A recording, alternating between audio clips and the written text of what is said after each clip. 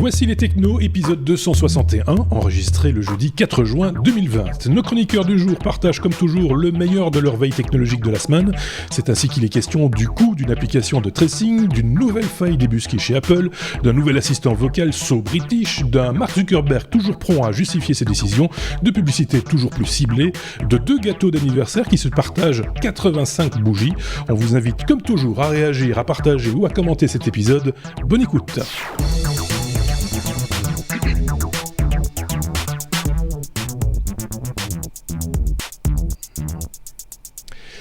Et nos chroniqueurs pour ce 261e épisode sont les suivants. D'un côté, la Suisse, représentée par Thierry. De l'autre côté, la Belgique, mais la Belgique vue de France. Avec l'autre Sébastien, celui qui est à Paris. Bonjour à tous les deux. Alors de votre côté, c'est la question rituelle maintenant depuis quelques semaines. Ça déconfine, hein, ça commence à déconfiner ou vous compotez toujours? Comment ça se passe en Suisse, Thierry? Ça se passe bien parce qu'en fait, nous, c'est du semi-confinement. Hein. Je te rappelle qu'en Suisse, on ne peut pas imposer. On n'est pas en démocratie, j'allais dire. On n'est pas en démocratie. Oui, on est en démocratie. On n'est pas en régime autoritaire. Donc, Du coup, ça se passe bien. Mais je pense que mes compatriotes de Suisse ont décidé de vite oublier le virus parce qu'on assiste à des scènes un peu spécial. Je pense aux plages du bord du lac, par exemple. Vous n'avez pas besoin d'imaginer la suite. C'est l'image très claire. Ouais. Chez nous, c'est un peu la même chose. Hein. Bruxelles, je peux vous le dire, vous allez en rue, il ne s'est jamais rien passé. Il y a juste des gens avec des mouchoirs sur le nez, on ne sait pas pourquoi. Mais pour le reste, tout le monde s'embrasse. C'est très particulier.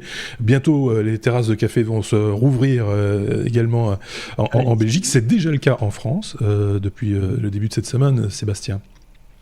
Correct, ouais, et ici aussi c'est la même chose. Je vais souvent marcher ou faire du vélo dans les grands parcs, dans le bois de Boulogne, pour ne pas le nommer. C'est noir de monde autour des étangs, des familles, voilà, c'est Blankenberg Empire. Blankenberg, c'est une commune de la côte belge, je tiens à le signaler à nos amis français et suisses. C'est pour le contexte. Il faut replacer Blankenberg, c'est la côte belge. Vous avez la Panne, vous avez Blankenberg, vous avez le Coq, vous avez Ostende, évidemment. Bref, on ne va pas toutes les faire non plus, d'autant que je les ai déjà toutes faites, là, c'est bon. Quasiment. Merci à ceux et celles qui ont répondu à notre sondage lancé il y a maintenant 2 semaines. Il vous reste quelques jours pour laisser vos petites réponses dans ce mini-sondage. On vous remettra bien sûr sous la vidéo le lien. C'est assez facile à retenir. Hein. C'est lestechno.be/sondage. Donc il ne reste que quelques jours. On clôture mercredi 10 juin, donc dans un petit peu moins d'une semaine. Et on a besoin de vos réponses, maximum de vos réponses pour pouvoir ainsi faire des petits choix pour l'été, pour la saison prochaine, voir si on modifie des choses ou pas, pour mieux vous connaître aussi. Donc c'est important aussi pour nous tous. Et s'il faut clôturer ça pour le mercredi 10 juin, c'est parce qu'on va tous se réunir, ou presque, le 12. Je dis ou presque parce que Sébastien a déjà un contretemps, mais on va régler ça.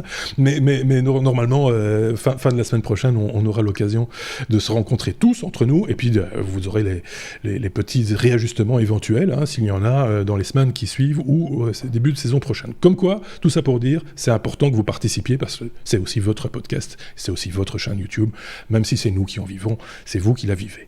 Merci à nos gentils contributeurs, ceux qui nous ont laissé des messages. C'est le cas de Nimp, qui a une chaîne YouTube très colorée, je vous invite à aller la visiter. Eric Bourdin nous a laissé des messages également, ainsi que Nicolas Duclos, Cubignol, Sébastien Boireau, Renaud, Android, ça doit être un pseudonyme, Artlock Saga, Sombre Papa, Aforneo, Tuxcaster, The Whitey, Gris Boys, Raphaël Vinet.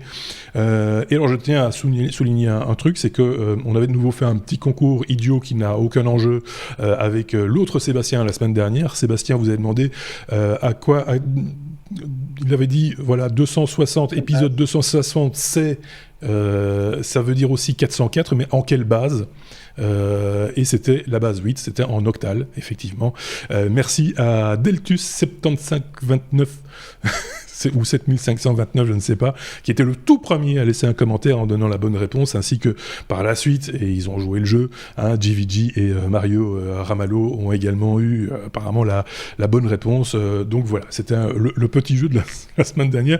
Je ne sais pas si quelqu'un a envie de s'essayer à ce petit jeu cette semaine avec le 261, mais on a moins de chances de trouver un truc un petit peu rigolo à proposer. On est au 405, toujours en base, oui. Oui, c'est pas faux. On peut continuer comme ça longtemps. Donc voilà, si vous avez des idées de petits jeux idiots, n'hésitez pas à nous les partager également dans les commentaires. On essaiera d'instaurer ça plus souvent si ça vous amuse. Voilà. Je pense que là, j'ai bien fait le tour de la question. Le décor est planté. On peut passer à notre abécédaire. Et on commence avec Sébastien qui nous parle de la lettre A comme Apple. Quand Apple fixe une faille, encore une faille, j'ai presque envie de dire, ça devient un petit peu régulier, un peu récurrent, on se demande pourquoi. C'est très différent des failles précédemment évoquées, évidemment. Oui, c'est pour ça que je l'ai repéré et que je l'ai attaché à l'agenda de cet épisode. C'est parce que d'habitude, on parle de failles de logiciels ou dans nos téléphones, que ce soit Android ou iOS. D'ailleurs, j'ai rien contre Apple, je suis moi-même utilisateur Apple. Mais là, c'était côté serveur, sur un nouveau service dont on avait déjà parlé dans les technos. Si je me souviens bien, c'est Benoît qui en avait parlé au moment où c'était sorti l'année passée. C'est le Sign In with Apple, se connecter avec Apple. Vous savez que si vous développez un site web ou une application, souvent, il faut authentifier vos utilisateurs. Et je passe mes journées à dire à mes clients, s'il vous plaît, si vous devez authentifier vos utilisateurs, ne créez pas une base de données avec une petite table, avec les noms des utilisateurs, une colonne pour le username, une colonne pour le password, parce que vous allez vous planter. C'est pas facile de faire de la sécurité, de l'authentification. C'est pas juste stocker un mot de passe.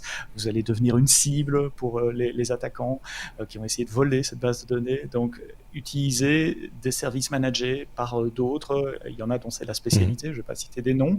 Et puis, il y en a où il se trouve que nous avons tous un compte. Et là, je citais des noms. C'est login with Facebook, login with Google, login with Amazon. Et vous êtes peut-être habitué, oui, quand vous allez sur un site web ou une application, de ne pas devoir rentrer votre username et password, mais juste d'avoir un petit bouton qui vous permet d'être redirigé vers le site web en question.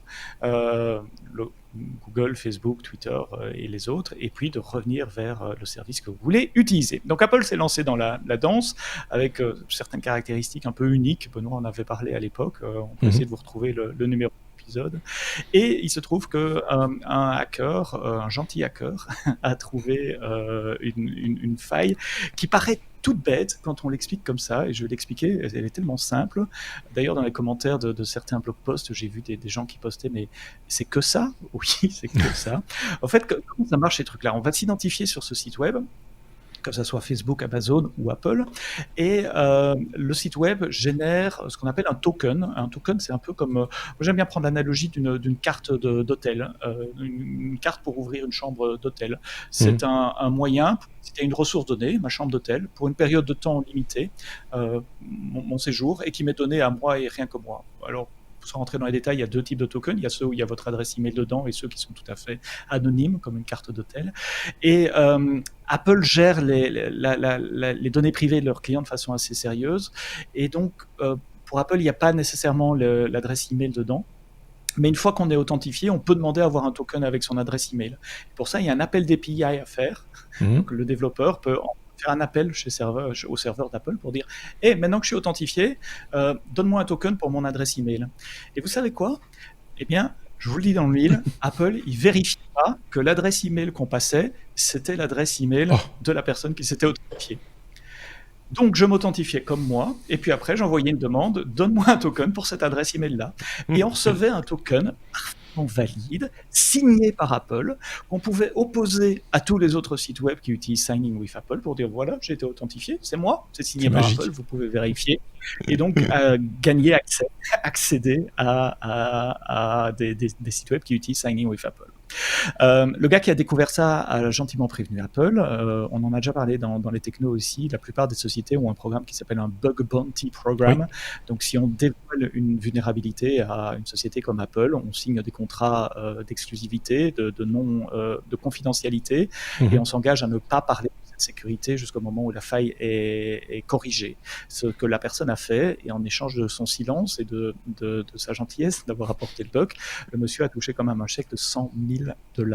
Ah oui. 100 000 donc c'est pas rien. C'est une très grosse faille de sécurité. Alors Apple a été regarder après les logs de leur serveur pour voir s'ils avaient eu des appels justement de gens qui demandaient des tokens pour des adresses email qui n'étaient pas la leur. Ils disent qu'ils n'en ont pas trouvé.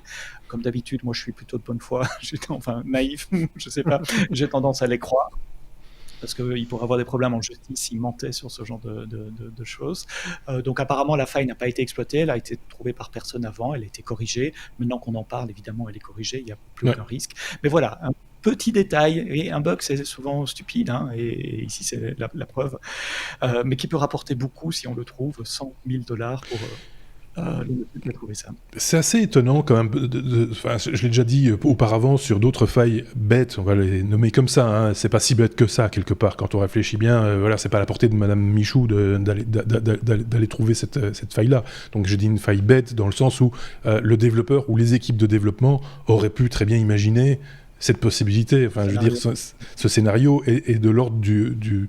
Je pense que si quelqu'un a essayé, c'était juste par désespoir, parce que c'est tellement évident que voilà, par jeu, et tous les autres se sont dit ouais, ça ne marchera jamais, on va même pas perdre notre temps avec ça. Mais oui, mais c'est ça le plus ridicule dans l'histoire. Comment c'est possible qu'une équipe de développement ou qu'un développeur ne pense pas à ce scénario-là?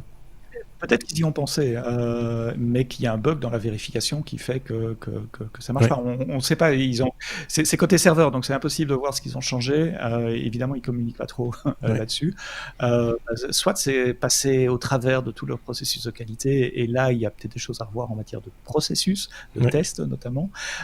Soit ça y était, et il y a un bug d'implémentation qui fait que le test n'a pas fonctionné ou ne fonctionnait pas. Pour certains cas, ils n'ont pas dit que c'était pour toutes les adresses email. On ne connaît pas exactement les détails.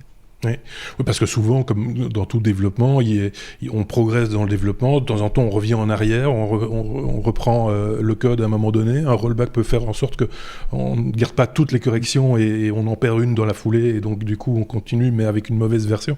Donc tout est possible, tout est envisageable, et à un moment donné on arrive au bout, on se dit ouais, ça va, je suis content, je suis arrivé au bout, ça fonctionne, et on est passé au travers de tout, mais malgré tout... Voilà. Et souvent c'est comme les accidents d'avion, c'est un enchaînement de causes, un enchaînement de petites choses, pas une erreur. Enfin, c'est très rare que ça soit une erreur. Donc celle-là, elle était grosse quand même. Oui, c'est ça. On peut saluer en tout cas l'honnêteté de celui qui l'a découverte, et franchement, Apple, ils ont joué le jeu, ils ont payé rubis sur ongle le monsieur. On peut pas dire, voilà. C'est aussi un encouragement pour tous les autres. Hein. Il faut pas, c'est pas uniquement pour faire le plaisir.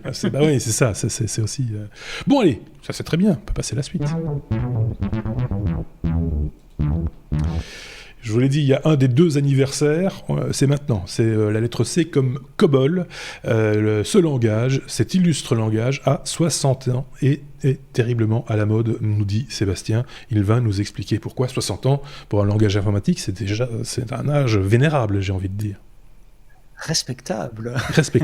COBOL, c'est un langage de programmation qui a été inventé dans les années 60, commencé en 59, finalisé en 1960, drivé par un consortium d'entreprises, mais enfin essentiellement sous la houlette du Department of Defense, l'armée américaine, qui avait besoin d'un langage portable d'un ordinateur à l'autre. À l'époque, on n'était pas dans un monde où on a des PC avec des processeurs Intel ou AMD. Quand je dis PC, c'est au sens large, personal computer, donc un Mac, c'est un PC aussi. Je sais que je vais me faire tuer peut-être par certains.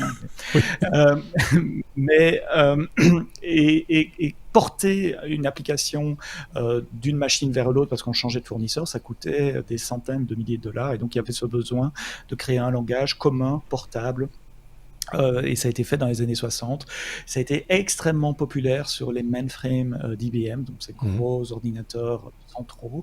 On estime à aujourd'hui 240 milliards, j'ai dit milliards, de lignes de code COBOL, toujours active aujourd'hui, et des programmeurs COBOL, on en cherche encore parce qu'il faut maintenir ces systèmes, et puis parce qu'on fait encore des extensions, le business évolue, donc il faut encore changer, rajouter des lignes de code et des traitements. Dites-vous que si vous passez votre carte dans un distributeur d'argent, quelque part dans la chaîne, peut-être pas dans l'appareil évidemment sur le trottoir, mais quelque part dans la chaîne, il y aura du COBOL. Dans toutes les banques, il y a du COBOL. Les grandes banques en tout cas, je ne parle pas des néobanques comme N26 ou comme Monzo ou Revolut qui sont partis d'une feuille blanche, mais les banques traditionnelles, il y a du COBOL. Dans toutes les administrations, les systèmes de réservation de trains, d'avions, il y a du COBOL. Le problème, c'est que c'est un langage qui a 60 ans, qui n'est pas super sexy pour les jeunes aujourd'hui, ou même les moins jeunes, comme moi, je n'ai pas envie de faire du COBOL. Il y a des tas de langages beaucoup plus amusants, orientés web, on peut faire des tas de trucs assez sympas, et il n'y a plus grand monde qui veut développer du COBOL, et donc des développeurs COBOL, on en cherche, et des administrations publiques aux États-Unis lancent des appels publics pour dire, les gars, on a besoin de vous, apprenez le COBOL, venez travailler chez nous, parce qu'on a cette énorme historique qu'il faut continuer de maintenir. Je te coupe 2 secondes, mais c'est un petit peu comme si on disait aux gens, il faut apprendre le latin et le grec. Tu vois ce que je veux dire ? Plus personne n'a envie d'apprendre le latin ou le grec, à part le premier classe au premier rang, machin, etc. Mais plus personne ne veut apprendre le latin et le grec. Pourtant, c'est encore utile parce que les règles d'orthographe, etc. Et voilà. Et on a besoin de gens qui savent encore d'où viennent les choses et pourquoi. C'est un peu le COBOL, c'est un peu le latin et le grec de l'informatique, quoi. Avec le Fortran, par exemple. C'est encore utilisé. Que c'est encore utilisé. Il n'y a plus d'échanges commerciaux aujourd'hui en latin ou en grec ancien. Il y a 240 milliards de lignes de code COBOL qu'on utilise tous les jours dans les administrations, dans les banques. C'est la grande différence. Et donc, il y a un business aussi pour les programmeurs plus âgés, ceux qui comptaient prendre la retraite éventuellement, qui pourraient continuer. Je lisais une histoire justement en préparant le podcast d'un monsieur de 65 ans qui a créé une nouvelle société. Voilà, c'est lui qu'on voit à l'écran là, qui ne fait que ça, qui maintient, qui fournit de la consultance sur ce langage COBOL. Donc, si vous faites de l'informatique et que vous n'avez pas envie nécessairement de travailler sur la dernière technologie à la mode, si vous faites de l'informatique juste pour avoir un job et pour avoir un salaire, ce qui est tout à fait respectable également, pourquoi pas oui. Vous aurez du boulot si vous choisissez COBOL. Tu nous confirmes, Thierry, pas de transactions commerciales en Suisse en latin ou en grec? On a déjà assez à faire avec nos 4 langues officielles. Oui, c'est ce que pour ça. Je me dis, tiens, ça pourrait être le langage universel en Suisse. Hein, plutôt que de choisir l'anglais, on aurait pu choisir le latin. Mais non. Oui. Ça, finalement, non. Les germanophones étaient contre, de toute façon. Donc, ok, bon, ben voilà, ça c'est un fameux anniversaire, hein, 60 ans. J'ai cité le Fortran, et c'est un langage aussi ancien. Ouais. Hein, oui, c'est à peu près de la même époque. Je crois même que ça existait avant le COBOL. C'est plus orienté mathématique, le Fortran, donc c'était utilisé notamment par la NASA pour faire les calculs de trajectoire pour envoyer des gens sur la Lune, et puis des fusées, des satellites. COBOL est très orienté business, il est vraiment très verbeux. On dit que ça pourrait être utilisé par des gens métiers, pas nécessairement des informaticiens. Donc il y a beaucoup d'anglais dans les mots en COBOL, et c'est un langage qui est vraiment orienté pour traiter par lot des gros fichiers. Vous avez un fichier texte avec toutes les transactions d'une banque sur la journée, et il faut reporter ça dans les livres de compte, donc il faut aller lire ligne par ligne le fichier, faire des sommes, des calculs intermédiaires, etc. COBOL brille pour ça, et c'est pour ça que les mainframes fonctionnent, et c'est pour ça que les mainframes existent encore aujourd'hui. Ceci dit, j'ai quelques clients qui portent des applications COBOL dans le cloud également, donc il y a moyen de faire tourner des applications mainframe dans le cloud, parce que COBOL a été porté sur toutes les plateformes, donc il tourne sur Linux. Oui, c'est ça. Pas besoin d'avoir un AS400 à disposition pour le faire fonctionner, quoi. C'est pas nécessaire. Ok, bon, voilà. Je voulais rajouter un truc. Ah oui, tiens, j'ai dit qu'il y avait 85 bougies sur nos gâteaux. Donc ça veut dire qu'on a un 2e anniversaire qui compte 25 bougies. Donc il faut rester un peu à l'écoute. Si vous voyez ce que je veux dire, si vous voulez connaître la suite, il faut non seulement faire des commentaires, il faut cliquer sur les liens, parce qu'il y a l'historique du COBOL dans les liens que tu nous as fournis, et donc que vous retrouvez dans la description de cette vidéo, de ce podcast, sur le blog lestechno.be également. Allez cliquer sur les liens, allez faire des commentaires, mettez des pouces, mettez des étoiles, c'est le moment ou jamais, et réfléchissez à ce qui pourrait avoir 25 ans ces temps-ci, par exemple. C'est pas Mark Zuckerberg. F comme Facebook.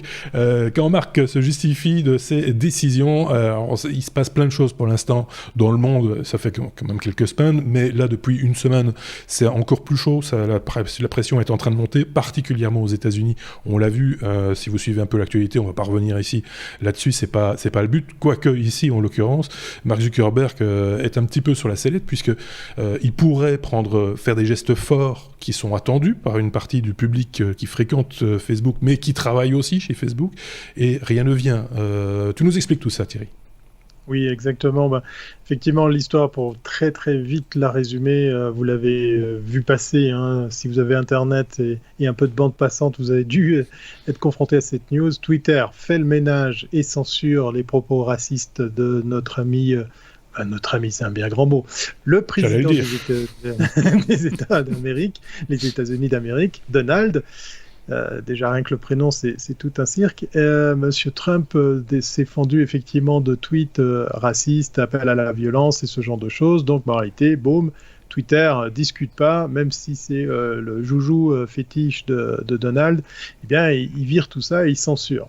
Sauf que du côté de Facebook, ça se passe pas comme ça. Et du coup, Mark traîne à prendre une décision. Parce qu'effectivement, même au sein, comme tu l'as dit, Marc, même au sein de Facebook, les voix se font entendre, grondent, et puis juste avant de commencer ce podcast, ça y est, on voit des employés et des têtes d'affiche quand même de Facebook qui commencent à balancer sur les réseaux sociaux. Ça y est, je démissionne de Facebook, je me casse parce que là, ça va trop loin. Marc n'assume pas, Marc ne prend pas de décision nette et radicale sous le couvert du premier amendement qui est effectivement la liberté d'expression. Dans ces amendements, on vous rappelle quand même pour les États-Unis, on est en 2020, que tu as le droit d'avoir un flingue. C'est quand même des lois qui ont été faites à l'époque où il fallait vraiment compter pour sa vie.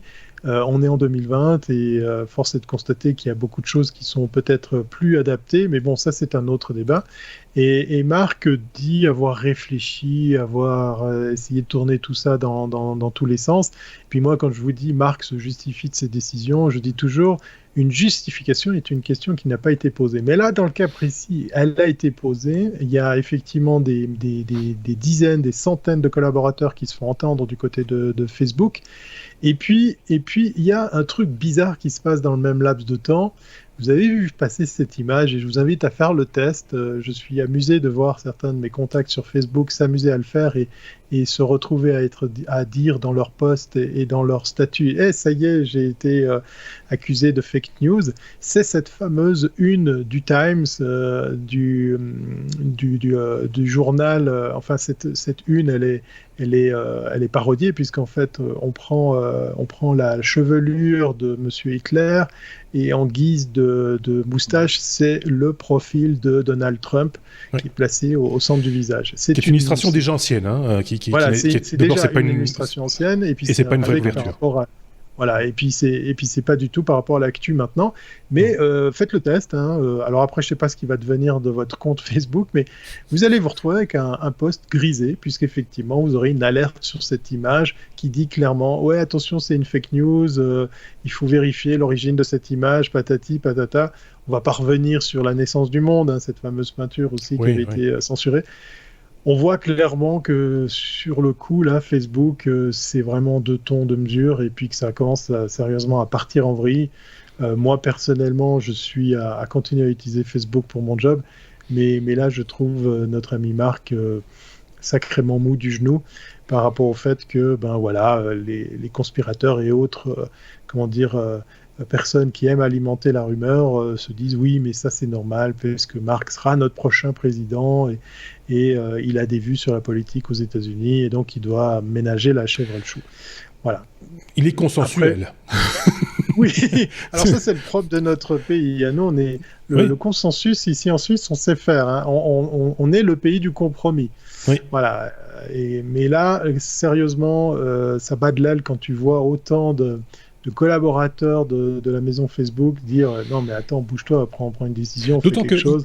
Je te coupe 2 secondes, mais d'autant qu'il y a un exemple, en l'occurrence, Twitter a bougé, ils ont fait un geste qu'on peut considérer de fort, entre guillemets, parce que c'est vrai que c'est un peu le média de Trump depuis toujours, il se sert, il use, il abuse de ce réseau social, et Twitter a marqué un geste fort en mettant, voilà, ce tweet fait l'apologie de la violence, voilà, c'est clairement identifié, avec des liens qui vont bien, qui valident le fait que c'est de l'apologie de la violence, qui rectifie éventuellement une fake news en renvoyant vers des articles dignes de confiance, etc. Ils font le job. Alors c'est pas parfait, mais ils le font en tout cas.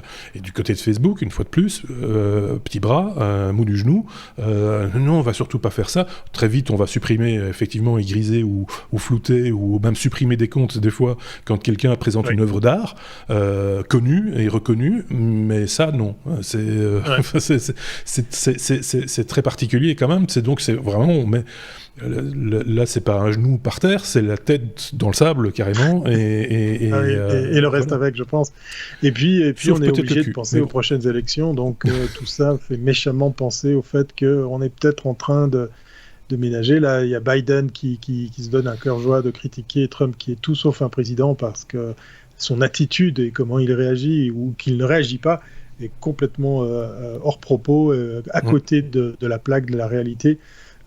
C'est quand même assez marrant de voir, je crois que c'était en Floride, un chef de police dire Trump, ferme-la, arrête, laisse-nous faire notre job. C'est pas le seul, c'est pas le seul à le dire. Il y a d'autres élus aussi qui l'ont dit. Je pense que dans notre tête, quand on a vu ce qu'il tweetait, ce qu'il disait, on s'est tous dit la même chose, mais la ramène pas, vieux, calme le jeu, ça sert à rien, enfin, ça n'apporte rien, c'est complètement crétin. Ce serait quelqu'un dans la rue qui mettrait ça sur un panneau, on l'arrêterait, quoi. Je veux dire, c'est juste complètement affolant, ce genre de position. Oui, Seb. Deux choses.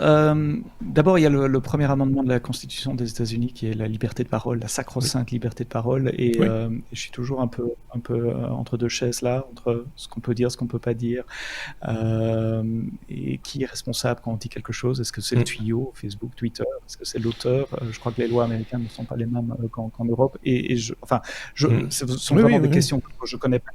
Il faudra avoir un avocat spécialisé avec vous pour répondre à ces questions. Et puis l'autre, je voudrais rappeler que Donald Trump a gagné les élections grâce à Facebook aussi. Alors je ne suis pas en train de dire qu'il y a de complicité entre les deux, pas du tout. Mais n'oubliez pas que grâce à une société consultante qui s'appelle Cambridge Analytica, les équipes de Trump ont pu cibler certains électeurs, soit tangentiels, soit qui pouvaient encore changer d'avis, dans les États clés et uniquement les États clés. Pouvaient faire basculer le vote d'un côté ou l'autre, et ils ont concentré leur campagne de com et d'appels téléphoniques sur ces électeurs-là qui ont été identifiés grâce à de l'intelligence artificielle, du big data. Donc c'est vraiment Facebook qui a permis à Trump de gagner l'élection. Comme le vote sur le Brexit, par exemple, c'est le même mécanisme. C'est cibler aller cibler non pas les gens qui ont fait un choix politique, c'est aller cibler les gens qui n'ont pas fait de choix ou qui sont déçus et qui ne votent pas, et aller les encourager à aller voter. Et donc c'est le mécanisme est exactement le même aux États-Unis, effectivement. Donc vu la quantité de données que ces gens ont sur nous, ce sont bien plus que des réseaux sociaux. Enfin, ce sont des outils de guerre qui font balancer une élection présidentielle d'un côté ou de l'autre. Et puis pour lancer un peu d'huile sur le feu, pour crier au complot, je ne sais pas si ça vous arrive, mais de temps en temps, voilà, j'ai des centres d'intérêt que j'aime suivre comme ça sur Facebook, et du coup, tu te dis, je ferais bien partie de ce groupe, parce qu'il n'y a pas que les pages sur Facebook, il y a aussi les groupes, et les groupes fermés sur lesquels il faut montrer patte blanche, et il faut répondre à des questions pour certains, pour l'admission à ces groupes. Et quand tu arrives à la deuxième question, est-ce que tu votes Trump? Oui, non. J'ai peut-être pas envie de rester à ce groupe parce que c'est ça. On sait pas comment prendre cette question. C'est pourtant effectivement des groupes qui réunissent des centaines, voire des millions d'abonnés, mais c'est quand même étrange d'en arriver jusque-là.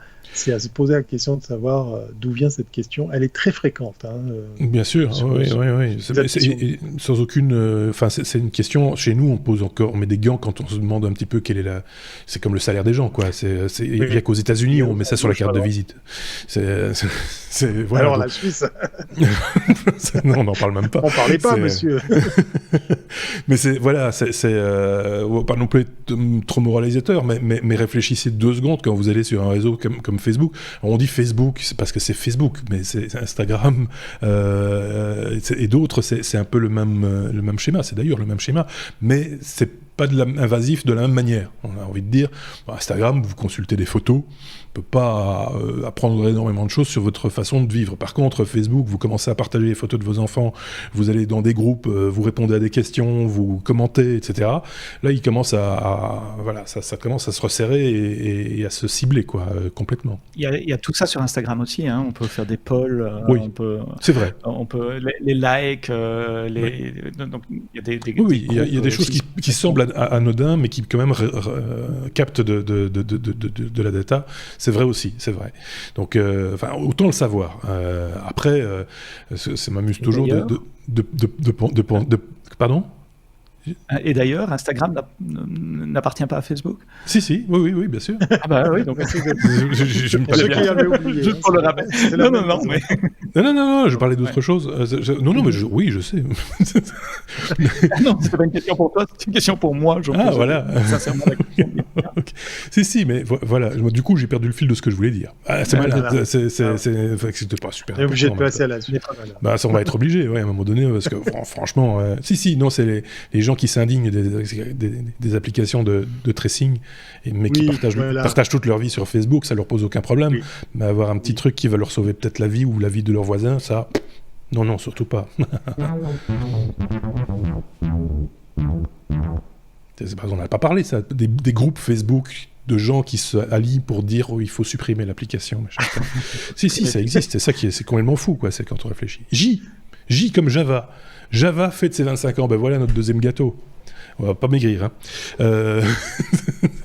25 bougies, ça ferait déjà le précédent 60, c'était déjà un gros gâteau. Alors 25 bougies. Java, un autre langage fête ses 25 ans, Sébastien. J'ai un 3e anniversaire à fêter aujourd'hui, c'est l'anniversaire de mon fils, il a 16 ans, je lui souhaite un bon anniversaire. C'est le plus important, excuse-moi. Hijacker le podcast. Par l'anniversaire, tout d'un coup ça fait tilt, hein, oui tiens. Java. Après Cobol et Java. Ah oui, mon fils, en fait. Java. C'est aussi un langage de programmation, donc c'est moi qui vais en parler. Ouais. C'est un langage de programmation qui a une place spéciale dans mon cœur parce que j'ai travaillé pour Sun Microsystems, qui est la société qui a créé Java. Ouais. Donc on est 25 ans en arrière, on est au tout début d'Internet, milieu des années 90. Et à l'époque aussi, il y avait un gros souci de portabilité de code, le même souci qui a amené COBOL dont on parlait tout à l'heure. Et il y a une équipe de gens dirigée par quelqu'un qui s'appelle James Gosling, qui au sein de Sun Microsystems, qui était un fabricant de matériel, un fabricant de machines, un fabricant de serveurs, se dit tiens, on pourrait faire un nouveau langage qui pourrait être vraiment portable, qui pourrait fonctionner sur différents appareils. À l'époque, il pensait téléphone, etc. Mais je rappelle, on est milieu des années 90, hein, donc c'était beaucoup trop tôt pour ce genre de choses. Ils pensaient déjà mettre du code dans des interrupteurs, dans des trucs comme ça. Donc vraiment une vision du futur qui est là aujourd'hui d'ailleurs, 25 ans après. Mais à l'époque, ça n'a pas super bien marché. Et donc après plusieurs itérations, ils en sortent une version 1 qui essentiellement sert à agrémenter des pages web. Oui. Ceux qui ont plus que 30 ans se souviennent des applets dans les pages web, qui étaient des petites applications Java qu'on pouvait télécharger, qui pouvaient faire des choses. Bon, un de mes premiers projets Java où j'ai gagné de l'argent en écrivant du code Java, c'était une application bancaire de e-banking pour passer des virements, etc., sous forme d'une applet dans les browsers. C'était Netscape à l'époque, le browser. C'était à l'époque où on avait un modem pour se connecter sur Internet. Et des silex pour s'éclairer. Non, c'est pas ça. Et puis, Java a quand même évolué énormément. Il a été adopté par IBM, encore lui, et on a commencé à mettre du Java côté serveur. Et aujourd'hui, l'immense majorité d'Internet fonctionne avec du code Java. Tout à l'heure, je disais que vous ne pouviez pas tirer de l'argent à un distributeur sans faire tourner du COBOL.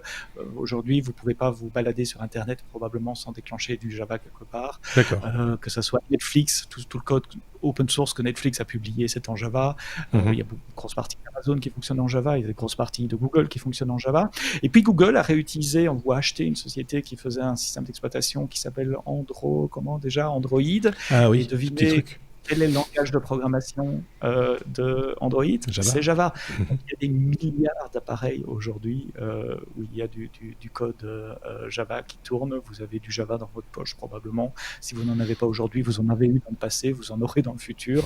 C'est un langage qui, à mon avis, on peut, dans l'épisode 3000 quelque chose des podcasts, on pourra fêter les 60 ans de Java comme on a fêté les 60 ans de COBOL. C'est une technologie qui est tellement déployée aujourd'hui que je vois du mal, je vois pas comment elle pourrait disparaître, même s'il y a de nouveaux langages qui sont super cool. Une start-up aujourd'hui, elle va probablement pas développer son application en Java, des frameworks genre Angular et des choses comme ça, c'est basé sur Java aussi, non? Je dis où j'ai une JavaScript plutôt. Partage le nom, mais qui n'a absolument rien à voir avec Java, à part le nom. En fait, JavaScript et Java, c'est très très différent. Qu'est-ce que je peux encore dire de plus? Sun Microsystems n'existe plus, ça a été racheté par Oracle, donc Java est drivé par Oracle maintenant, essentiellement en open source, aussi bien à côté des desktop que côté serveur. Ça continue d'évoluer, il y a toujours énormément de jobs qui sont publiés. Beaucoup de sociétés qui engagent, des nouveaux projets qui commencent en Java. Et quelques procès bateaux aussi. Dans les années 2000, Microsoft a été accusé par Sun Microsystems de casser volontairement la compatibilité avec Java. Donc le Java de Windows, c'était pas tout à fait le Java de partout ailleurs. Ils ont fait un chèque à Sun pour ne pas aller jusqu'au procès, ce qui se fait assez classiquement aux États-Unis. Et puis il y a un procès un peu plus long. J'ai hésité à en parler. Je regarde le timer, j'ai encore un tout petit peu de temps. Mais je vais pas aller dans historique de ce procès-là, parce qu'il lève une question assez fondamentale sur ce qu'on a le droit de faire avec du logiciel ou pas. C'est, je vous ai dit, Java fonctionne dans les téléphones Android. Donc un téléphone Android, c'est essentiellement un kernel Linux avec une virtual machine qui fait tourner du bytecode Java, donc des instructions machine Java, ou maintenant du natif, mais enfin bon. Et pour attirer les développeurs, c'était un bon choix de dire ok, vous développez vos applications en Java parce qu'il y a des millions de développeurs qui connaissent Java, et donc ça avait du sens. Mais Google ne voulait pas payer une licence à Sun Microsystems, donc ils ont réimplémenté ce qu'on appelle l'API. L'API, ce sont les fonctions, les librairies qu'un programmeur peut appeler. Par exemple, si je veux, je vais prendre un exemple tout simple, si je veux chercher la position d'un caractère dans une phrase, je vais pas programmer ça moi-même, je vais appeler une fonction qui me dit donne-moi la position du caractère A dans cette chaîne de caractères, dans cette phrase-là. Donc il y a une très très grande API, une très très grande librairie Java qui permet au programme de fonctionner de la même manière, quelle que soit la plateforme sur laquelle il fonctionne. Et plutôt que d'acheter une licence à Sun et Oracle après, Google s'est dit on va réimplémenter ça, donc faire quelque chose de compatible avec les mêmes fonctions, les mêmes paramètres, etc. Mais ne pas utiliser leur code, sinon on devrait payer une licence, réimplémenter nous-mêmes. Et Sun avait laissé couler en disant ok, c'est bon pour le langage, ça reste Java, ça développe des compétences, mais Oracle quand même beaucoup plus d'avocats que d'ingénieurs, et ils étaient un peu moins cool avec cette idée-là, et ils ont été en procès avec Google pour dire désolé, vous avez réimplémenté notre API, c'est sujet à copyright, et donc vous nous devez autant de milliards de royalties. Alors j'ai perdu un peu le fil du procès. Il y a eu 4 ou 5 jugements. On a d'abord donné raison à Oracle, puis il y a eu appel, on a donné raison à Google, puis Oracle a fait appel, etc. Dernier statut, j'ai vérifié cet après-midi, c'est devant la Cour suprême des États-Unis qui doit donner son avis définitif. C'est le dernier recours, là, il n'y en a plus après. Et on attend ça pour probablement l'année prochaine. C'est un procès qui dure depuis 10 ans quand même déjà, et qui porte sur une question fondamentale. Peut-on réimplémenter une API? Est-ce que l'API fait sujet d'un copyright ou pas? Ceux qui développent du code peuvent se passionner pour cette question-là. Oui, parce que souvent, c'est marrant, mais il y a des analogies comme ça entre développement et j'allais dire juridique, ou justice, ou droit, en tout cas, ça va souvent de pair, hein, on le voit de plus en plus. Chaque fois qu'on évoque le logiciel libre, on revient sur cette notion-là de manière systématique, mais c'est aussi le cas quand on parle des grandes boîtes comme Microsoft, comme d'autres dans le passé, IBM par exemple. Enfin voilà, toutes ces grandes sociétés sont toutes impliquées à un moment ou à un autre, juridiquement, par le biais d'un brevet, par le biais d'un rachat, d'une fusion, etc. C'est assez passionnant. On peut se passionner pour l'informatique uniquement sur l'angle juridique. Légal. Ouais, tout à fait. Le droit des copyrights, c'est le droit des extrêmement copyrights, compliqué. Et il y a énormément de brevets. Il y a des boîtes qui ne font que ça d'ailleurs, qui rachètent des brevets pour se constituer un paquet de brevets, pour pouvoir attaquer les autres et gagner de l'argent sur l'exploitation de ces brevets. C'est assez impressionnant, effectivement. C'est un business aussi, des fois malheureusement, parce que ça peut tuer aussi de beaux projets. J'ai pas d'idées qui me viennent comme ça en tête, mais on sait que dans l'histoire, il y a des chouettes trucs qui auraient pu se produire, qui se sont pas produits parce que, justement... Linux n'existerait pas si il y avait quelqu'un qui avait été devant un tribunal en disant l'API, la définition du système Unix, il y a une licence pour ça, vous ne pouvez pas faire un clone de Unix juste en réimplémentant les API de Unix. Linux n'existerait pas, et pourtant Linux est le système le plus utilisé au monde aujourd'hui.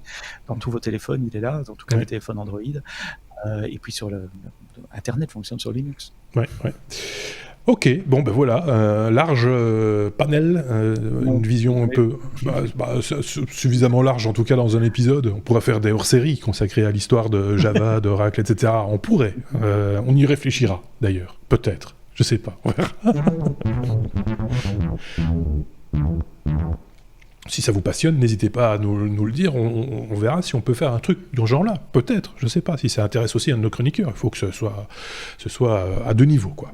On est à la lettre J, toujours, mais comme jailbreak, cette fois Thierry, puisque on peut de nouveau jailbreaker son iPhone. C'est chouette, c'était un sport depuis le premier iPhone, c'est le sport à la mode. Alors attendez, là j'ai un appel, j'ai un double appel. Non, je fais mon clic pour ressortir mon N90 qui avait un logiciel de montage qui tournait sur Java. Voilà, c'est. Ah ben voilà. Pour faire le lien. Ouais. Effectivement, c'est un sport, moi qui. Qu'est-ce que tu fais avec un N90 dans ta poche en 2020 ? C'est une question que je me pose. Ou alors il sert de cale-porte ou... Je me pose la question. On va faire un numéro spécial là-dessus.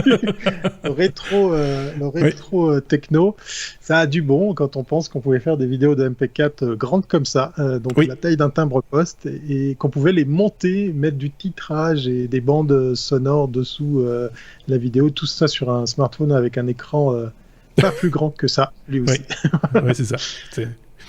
Retour au sujet sur le jailbreak, oui, effectivement. Oui. Alors moi, c'est un thème qui m'a toujours passionné parce que je crois avoir eu tous les modèles d'iPhone parce que voilà, j'avais très envie d'en posséder un, et le tout premier iPhone, celui, vous savez peut-être plus, le tout premier modèle, le fameux avec le dos alu brossé et cette bande noire qui cachait l'antenne, eh bien, en fait, ne filmait pas. Il faisait que des photos toutes petites, merdiques, bien évidemment, mais voilà, on pouvait faire plein de choses, et c'était le joujou de Steve Jobs. Et puis, pour l'utiliser ici en Europe, qu'est-ce qu'il fallait faire ? Il fallait le jailbreaker pour, par exemple, le faire fonctionner sur d'autres opérateurs. Donc ça, c'était le premier truc. Et puis la deuxième chose qui était marrante à l'époque, ce jailbreak permettait de mettre une fonction vidéo sur un appareil qui n'en comportait pas. Donc c'était amusant. Et j'ai pris le virus du jailbreak pratiquement sur toute la gamme des iPhones, avec les avantages sans oublier les inconvénients, parce qu'il y a deux types de jailbreak, celui qui est permanent et celui qui s'en va dès que vous rallumez votre téléphone. C'est ce qu'on appelle le untethered. Et puis celui qui va écrire en dur dans votre iPhone. Et donc ça fait pas mal de temps que j'ai plus touché tout ça, et que fut pas ma surprise de voir que, eh bien effectivement, depuis l'iOS 13, c'est reparti. Vous pouvez avec Uncover, je vous souhaite pas de le faire et je vous encourage pas à le faire, mais en gros voilà, le jailbreak peut se faire simplement en consultant un site internet. Ça avait été l'apanage aussi de certains acteurs du jailbreak comme Pangu qui avaient fait ça.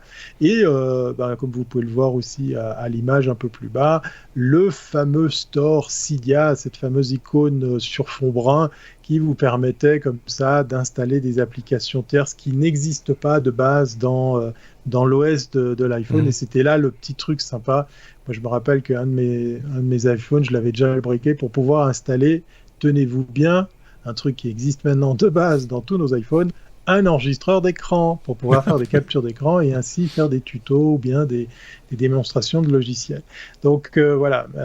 Et puis bien sûr plein d'autres applications comme par exemple avoir de façon native un logiciel qui peut enregistrer toutes les conversations puisqu'effectivement, c'est des options sur lesquelles Apple avait toujours été très très strict pour les interdire.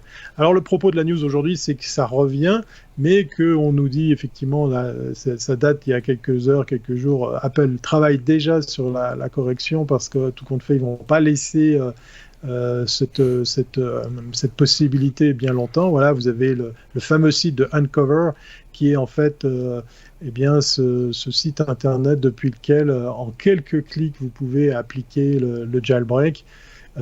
Pour l'avoir refait sur un ancien appareil, j'ai réalisé que Cydia avait un petit peu vieilli, et puis la communauté du jailbreaking s'est un petit peu essoufflée par rapport à l'offre de logiciels qu'on pouvait trouver. Oui. Et puis, dernière chose, je sais que l'autre Sébastien l'avait dit, n'oubliez pas que si vous installez un autre système que celui d'origine, eh bien, vous laissez une porte ou plusieurs fenêtres bien grandes ouvertes à toutes sortes de possibles attaques et autres intrusions. Donc voilà, c'était gentil au début, je pense que ça l'est un peu moins. C'est pour ça, peut-être la raison pour laquelle je n'ai pas forcément essayé le jailbreak en question. Pour aussi, ça justifie moins aujourd'hui. Voilà, et puis aussi arrêter de se fatiguer à ne pas devoir mettre à jour son téléphone pour ne pas perdre le jailbreak, et puis pour être toujours un petit peu dans l'air du temps. Et puis je trouve que Apple a bien corrigé le truc, pas spécifiquement par rapport à ça, mais ça me fait penser implicitement à la notion de jailbreak, et puis cette course à essayer des choses nouvelles. C'est quand vous êtes muni d'un compte développeur iOS, ou bien si vous avez effectivement un ou plusieurs appareils enregistrés sur un compte développeur, bien vous pourriez, pourquoi pas, faire comme beaucoup de gens, tester les bêtas, qui sont même d'ailleurs publics pour certaines versions, pour pouvoir, pourquoi pas, découvrir les nouvelles fonctionnalités avant qu'elles soient fixées, avant qu'elles soient stabilisées dans tous nos téléphones. Ils ont ouvert quelques portes quand même dans cet esprit-là de découverte, etc., parce qu'ils savent que les geeks ils ont envie de chipoter, quoi. Ils ont envie de, voilà, c'est un peu, c'est comme ça. Et le jailbreak, ça répondait à cette idée-là aussi. Il y avait, je me rappelle bien du départ, c'était clairement parce qu'au début, l'iPhone était distribué via les opérateurs télécoms, et donc était inféodé à un opérateur. Si c'était pas le vôtre, vous deviez changer d'opérateur pour avoir accès à l'iPhone et à ses fonctionnalités, etc. Ce qui était contre-productif quelque part.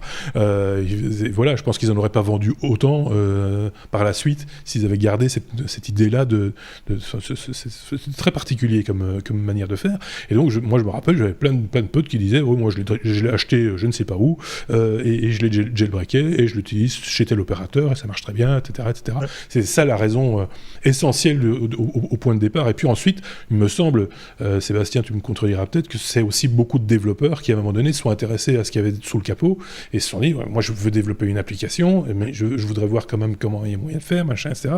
Et je voudrais la tester d'abord, avant, et je veux faire ça moi-même, tout seul, dans mon garage. Je schématise très fort, mais c'est un peu ça l'idée. Hein. Il y a un peu de ça. Il y avait énormément de bridage, beaucoup de choses qui étaient interdites par Apple sur l'Apple Store, et qui a moyen de faire sur un téléphone. Je rappelle qu'un téléphone, c'est un ordinateur connecté au réseau, donc il y a moyen de faire des tas de choses là-dessus. J'ai moi-même fait beaucoup de jailbreak il y a une petite dizaine d'années et un peu moins, et je me souviens de l'extase de pouvoir faire un SSH, donc une connexion terminale sur son téléphone, et puis taper des commandes Unix. Oui, exactement. Changer le mot de passe du root. Changer le mot de passe root. Alpine, c'était le mot de passe root après les premiers jailbreak. Il y a ça qui me revient là maintenant. J'ai arrêté pour les mêmes raisons que toi. Ça veut dire ne jamais faire de mise à jour d'Apple, parce que on casse. Forcément, c'est un jeu du chat et la souris. Donc à chaque mise à jour, en général, il comble les failles de sécurité qui permettent le jailbreak. Donc il faut d'autres jailbreaks plus tard. Ça devient rare les jailbreaks aussi. J'étais aussi surpris de voir que iOS 13 permettait. Il faut de plus en plus de compétences. Les gens qui développent des jailbreaks ont tout mon respect. Pour moi, ce sont des demi-dieux en matière de développement. C'est en tout cas des gens qui ont des idées, ils ont de la suite dans les idées, quoi, parce qu'il faut vraiment avoir envie de le faire. Hein, c'est un petit sport, quoi. Il y a deux catégories. Il y a ceux qui découvrent les exploits et puis qui les vendent à des sociétés spécialisées d'exploitation de téléphones ou des services secrets, enfin des gouvernements, etc. Puis il y a ceux qui le font pour le fun et qui permettent à tout le monde d'en profiter. Et ceux-là, je les remercie. Bon, je pense qu'on a bien fait le tour de cette question du jailbreak. Ça a ramené plein de souvenirs certainement à beaucoup de nos éditeurs, en tout cas parmi ceux qui sont de cette génération-là. Les beaucoup plus jeunes, à mon avis, ça leur passe un petit peu au-dessus de la tête, mais je pense que tous ceux qui ont entre 40 et 55 ans aujourd'hui l'ont vécu, et voilà, ça leur a rappelé plein de souvenirs. Oh, comme OK Bip. Bientôt, enfin, peut-être pas chez nous, mais bientôt des gens diront ça, parce que c'est un nouveau organiseur, non, c'est comment on appelle ça encore, assistant vocal, je me dis. Oui, assistant personnel vocal, bizarrement proposé par la BBC. C'est pour ça que je voulais en parler, au fait. Les assistants vocaux ont une place dans mon cœur aussi, parce qu'il se trouve que j'ai travaillé dans une équipe qui en fabriquait, avec un prénom féminin, pour ne pas le nommer. Et j'ai travaillé avec la BBC également, quand j'étais à Londres. Et j'étais impressionné par la taille des équipes de développement de la BBC sur l'aspect voix. La BBC m'impressionne parce que c'est un service public, et moi je connais le service public, la RTB, la TSR, France 2, et la BBC, il y a une échelle de magnitude France 3, France 4, France 5. Attention, il faut dire RTS maintenant, Radio-Télévision Suisse. Oui, c'est juste. Ah, pardon. Enfin, bref, le service public. T'es tout excusé, tu connais l'ancien nom. Donc, l'audiovisuel de service public, on va dire, généralisé. Et je sais pas, la BBC, ils se positionnent comme un acteur majeur en matière d'innovation. Ils avaient innové en Angleterre avec une application qui s'appelle iPlayer, qui est un outil de vidéo à la demande finalement, avant la date, qui était inclus dans les télés quand on achetait une télé en Angleterre, mais qui est aussi disponible sur tablette, téléphone, sur site web, qui drive une partie majeure de l'audience de la BBC aujourd'hui. Et ils remettent ce même effort de développement sur la voix. Ils étaient les premiers sur Alexa, les premiers sur Google, en Angleterre en tout cas. Et là maintenant, ils vont un coup plus loin et ils créent leur propre assistant personnel qui s'appelle Beep. Alors je sais pas si c'est OK Beep ou Just Beep. Ils vont pas se lancer dans le hardware, dans le matériel, ils sont clairs là-dessus, mais ils travaillent sur l'aspect logiciel. Et toujours l'idée, c'est de pouvoir faciliter l'accès à leur programme, à leur contenu, pour des personnes qui n'utilisent pas nécessairement des ordinateurs, des tablettes, ou pour qui c'est trop compliqué, même e-player, ça pourrait être trop compliqué. Et donc simplifier l'accès, cette idée de dire voilà, tout le monde est capable de parler, tout le monde est capable d'utiliser un assistant personnel. Et on va faire le nôtre pour faciliter l'accès à nos podcasts. Ils ont une offre de podcasts extraordinaire, en anglais évidemment, et au programme live. Et je suis impressionné par ces efforts de recherche et développement, parce que créer un assistant personnel, même à un scope limité, parce que l'Alexa ou un scope extrêmement large, ils vont de la domotique aux news du jour, au podcast, etc. Eux, ici, ce n'est que du contenu audio, c'est accéder à du contenu audio, mais même dans un scope limité, c'est c'est un effort de développement extrêmement ambitieux. Donc pour le moment, ça fonctionne sur Windows, ça a été lancé cette semaine. J'ai pas pu l'essayer parce qu'il faut être en Angleterre, il faudrait que je mette un VPN en Angleterre, etc. Et puis tôt ou tard, avec la BBC, il faudra y vérifier qu'on a payé notre taxe. Il y a des chances. C'est développé avec Microsoft aussi. Je pense que Microsoft est le partenaire technique de l'opération. Oui, bien sûr. Donc voilà, juste pour dire que le monde des assistants personnels est un monde qui ne manque pas de futur, et que la BBC m'étonnera toujours. BBC, c'est une boîte étonnante qui arrive à se réinventer, même si c'est dur. On sent que c'est assez... Ça demande des sous. Il se passe quand même rarement une année où on n'entend pas qu'ils dégraissent à un moment donné du personnel quelque part dans le monde, parce qu'ils ont des rédactions partout autour de la planète. C'est énorme. La BBC, je pense que c'est le service public audiovisuel le plus étendu, avec utilisant le plus de ressources humaines. Encore aujourd'hui, je pense. Ce serait pas étonnant, effectivement. Mais, et qui propose de temps en temps des trucs comme ça. Ils avaient fait un kit, si je ne dis pas de bêtises, il y a quelques années, 2-3 ans peut-être. Je me demande si c'était pas basé sur un système Arduino, où ils avaient fait un kit éducatif en informatique à destination du réseau scolaire, et ils avaient distribué ça gratuitement dans certains réseaux scolaires. Je pense qu'ils avaient fait ça il y a 1 ou 2 ans, ou peut-être plus longtemps. Il faudrait retrouver cette news. Mais ils étaient là où on ne les attendait pas. Très très clairement. Ici, moi, ça m'étonne qu'à moitié qui s'intéressent aux assistants vocaux, parce que beaucoup l'ont dit, et ils le répètent aussi de temps en temps, ces petits boîtiers qui nous parlent et auxquels on parle, etc., sont un peu les postes de radio d'aujourd'hui. Il y a énormément de gens qui écoutent la radio, en tout cas qui écoutent du son, peut-être pas nécessairement les radios linéaires habituelles, mais qui en tout cas écoutent du son, de la musique, des podcasts, etc., via ces petits boîtiers. Alors après, tout le monde on me dira, oui, mais ça marche aussi si on pousse sur un bouton, machin, où on est d'accord, on est en 2020 et on fait des trucs comme ça aujourd'hui. Et finalement, qu'un gros média de service public s'y intéresse de près, au-delà de simplement faire des skills pour ce qui existe, pour les Alexa, les Conchita et autres, voilà. C'est parce qu'ils pourraient se contenter de faire ça, hein, la majorité c'est ce qu'ils font. Ici ils vont un step plus... oui, c'est ça, c'est fait pour. Donc ici ils vont un step plus loin, ils se disent on va le faire nous-mêmes. C'est audacieux, quelque part. Et en tout cas, en termes de communication, c'est fort parce que du coup on en parle. Au-delà des frontières, au-delà des mers. C'est une news qui me fait penser à notre opérateur national, hein, Swisscom, qui est aussi un pourvoyeur de programmes télé. Il ne les produit pas, il les transmet. C'est un diffuseur. Des box télé, voilà, un diffuseur. Et ils ont aussi sorti, alors pour le coup, elle est physique, une borne. Donc vous pouvez dire et Swisscom et vous pouvez piloter comme ça vos programmes télé par la voix. Pourquoi pas Ceux qui ont envie de ne pas chercher la télécommande peuvent télécommander leur télé par la voix. Voilà. Ça répond. Je ne sais pas si ça répond à un besoin. Hein, je ne suis pas sûr dans le cas de Swisscom. J'ai envie de suivre ce que fait la BBC parce que c'est vrai qu'ils avaient des jolis programmes déjà auparavant en matière d'innovation. La Swisscom, je vais être méchant, mais on est peut-être plus proche du gadget que du véritable outil.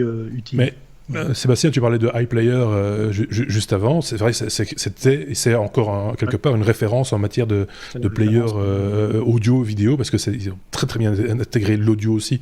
C'est toujours un peu compliqué d'intégrer dans la même plateforme de l'audio et de la vidéo.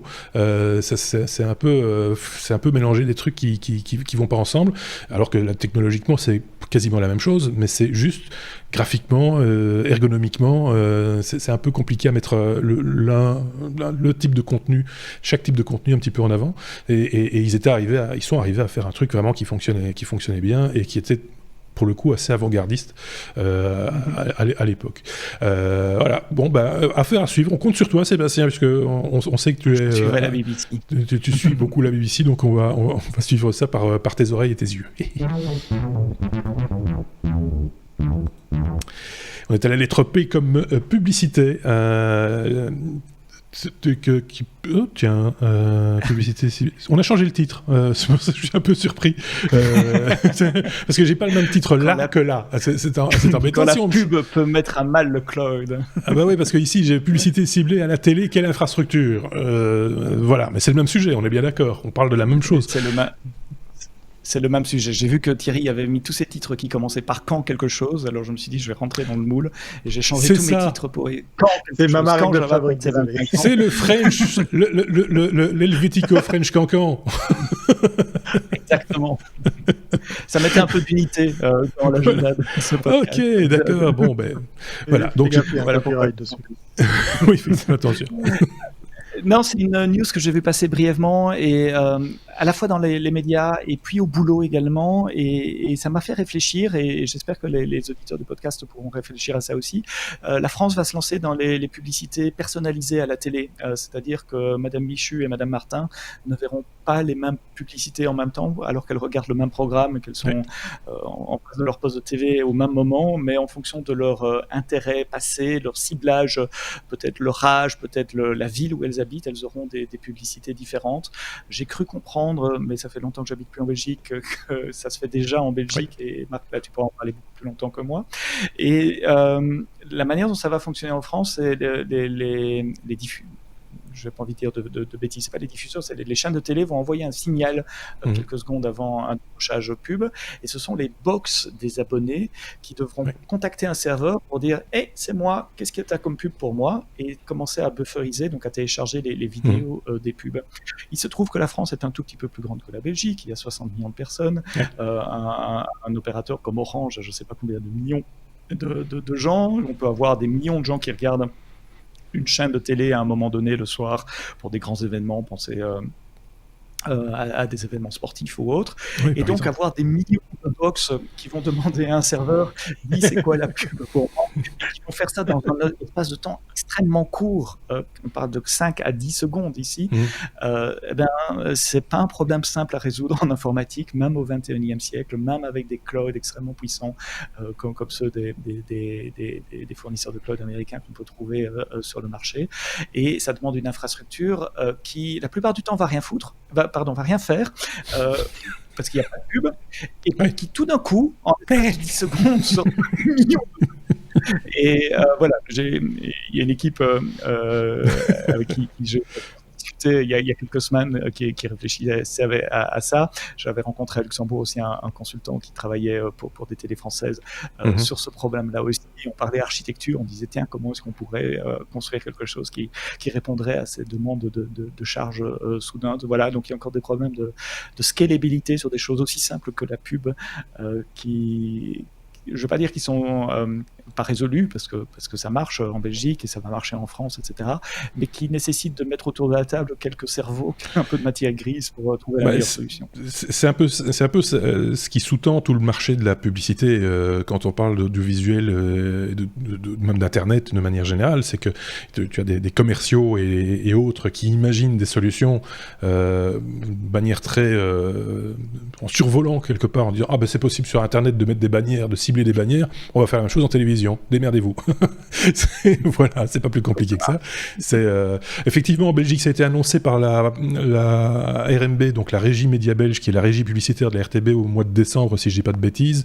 Ça a été dans la foulée annoncé par la régie publicitaire du groupe RTL en Belgique, la régie IP, début janvier, donc assez rapidement, avec un partenariat avec l'opérateur un peu historique en Belgique, qui est Proximus. Et donc je pense que c'est actif, mais sur certaines cibles et pour certains produits.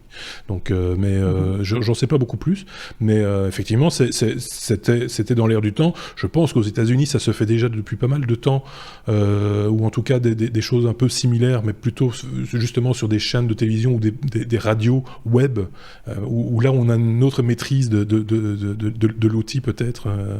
Voilà, c'est des choses comme ça.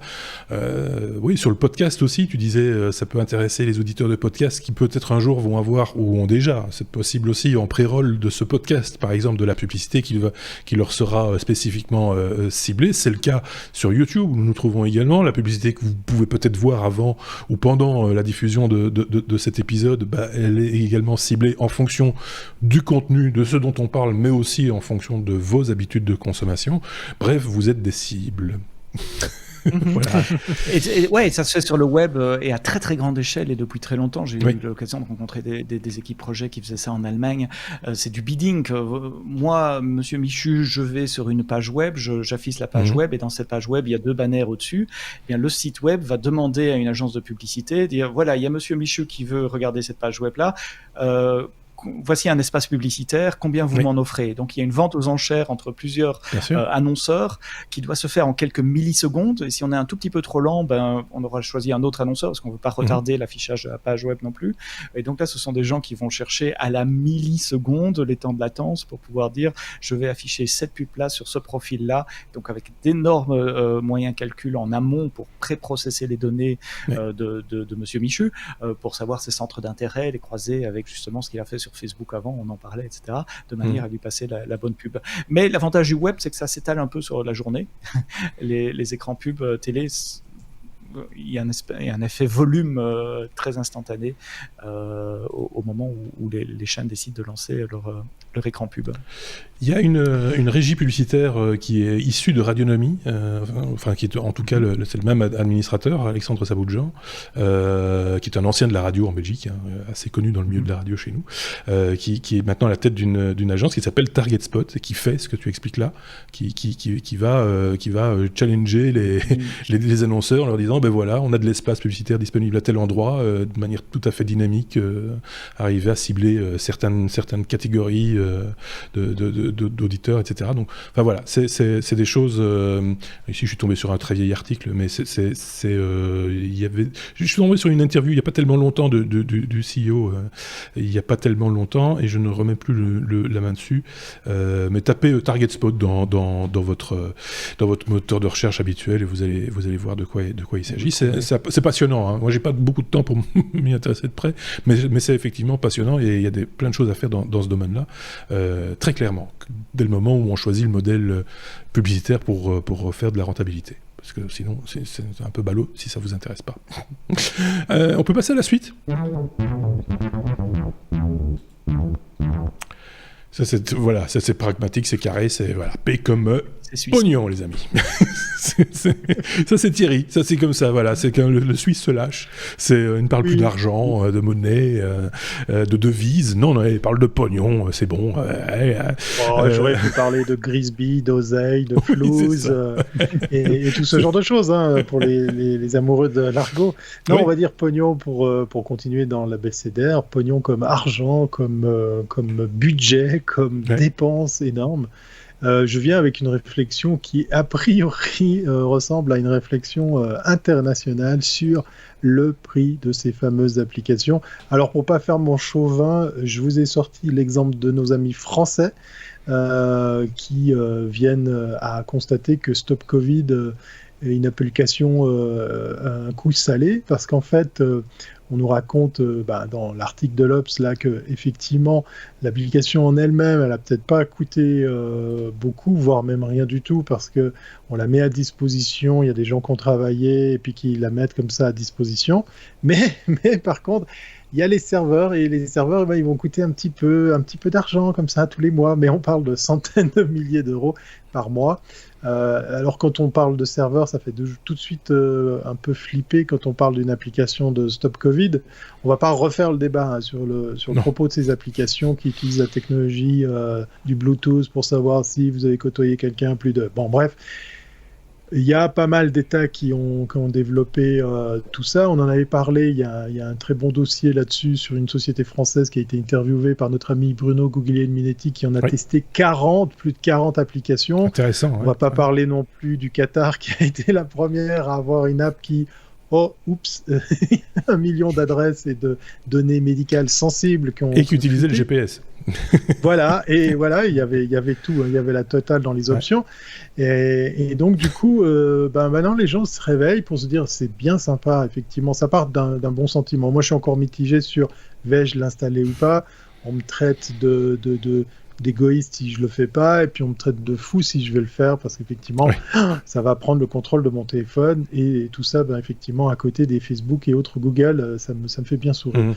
Non, là, le débat aujourd'hui il est autour de l'argent. Les gens commencent à se réveiller, à se dire non, mais on est peut-être en train de payer un peu cher le dev de ces apps. Je vous ai pas sorti l'exemple suisse, mais voilà, il y a déjà des voix qui se font un peu entendre, qui grondent un peu, parce que chez nous, je crois que l'app avoisinerait les 6 millions de francs suisses. Ah oui. Alors la parité du dollar, de l'euro, elle est quasiment identique. Alors attention, quand je dis développer une app pour 6 millions de francs suisses, c'est pas que l'app, c'est tout ce qu'il y a autour, les recherches, etc. Mais ça reste quand même une somme énorme, puisqu'effectivement, il y a le PFL, le PFZ, donc des écoles, des hautes écoles techniques et polytechniques qui sont attardées là-dessus. Je vous avais parlé effectivement d'un expert à l'EPFL qui avait été même contredit par un autre expert de l'EPFL dans la même école. Voilà, on arrive à des situations... Oui, mais quand Jean-Michel développeur s'entend pas avec Jean-Michel virologue... Voilà, il faut qu'il le dise. Voilà, il faut qu'il s'envoie dessus.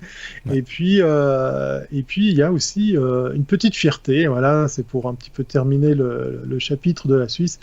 Le nouveau patron de l'EPFL, M. Zimmerli, qui est là depuis une année, 2 ans, je crois déjà, qui a remplacé M. Ebischer, eh bien, il n'est pas peu fier de dire écoutez, nous, on a fait fléchir Google et Apple parce qu'on leur a dit que suivant comment... Voilà. Il fallait plutôt procéder comme ça ou utiliser cette technologie comme si. Donc on nous raconte qu'il y a eu un contact étroit avec ces deux grands acteurs de la mobilité et du développement de logiciels pour que le PFL soit entendu aux oreilles de nos copains de Cupertino.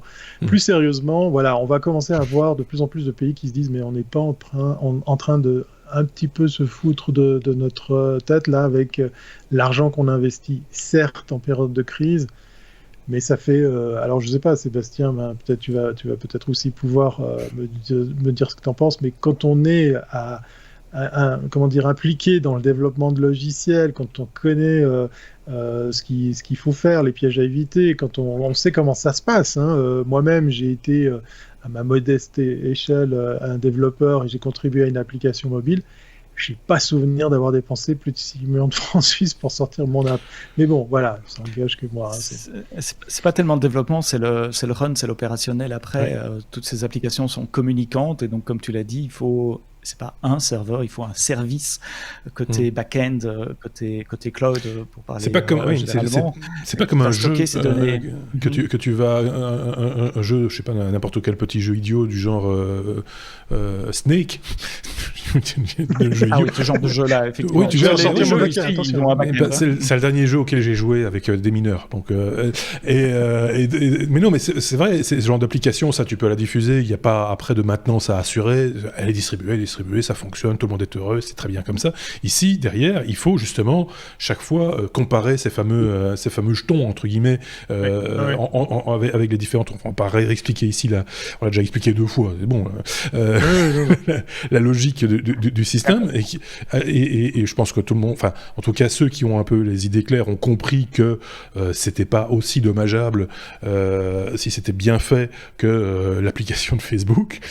Pour prendre un exemple, ça l'est peut-être même moins dommageable pour la vie privée.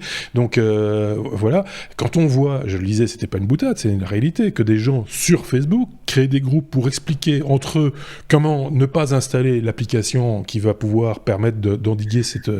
peut-être, je m'avance peut-être un peu, mais qui en tout cas œuvre dans le sens où ça doit aller, c'est-à-dire éviter que les gens ne soient infectés par ce virus, c'est complètement hallucinant.